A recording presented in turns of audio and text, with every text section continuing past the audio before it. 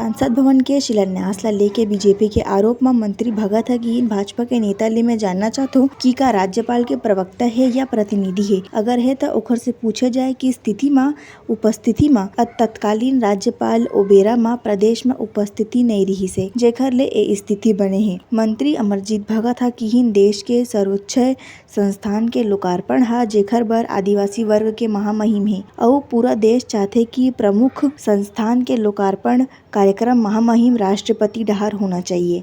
अजय चंद्राकर जी से मैं जानना चाहता हूं, क्या आप राज्यपाल के प्रवक्ता हैं या प्रतिनिधि हैं?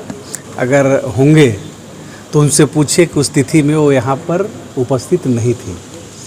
तत्कालीन राज्यपाल सुश्री अनुसुईया उइके जी उस समय उपस्थित नहीं थी और जिस वजह से इस प्रकार की स्थिति बनी थी। और आज पूरा देश के सर्वोच्च संस्थान का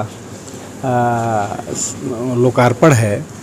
ऐसे में आदिवासी वर्ग को आपने महामहिम राष्ट्रपति के पद पे तो बैठाया, इसके लिए धन्यवाद के पात्र है, लेकिन आप दूसरी ओर उनका घोर बेइज्जती कर रहे हैं। इसके लिए कौन जिम्मेदार होगा?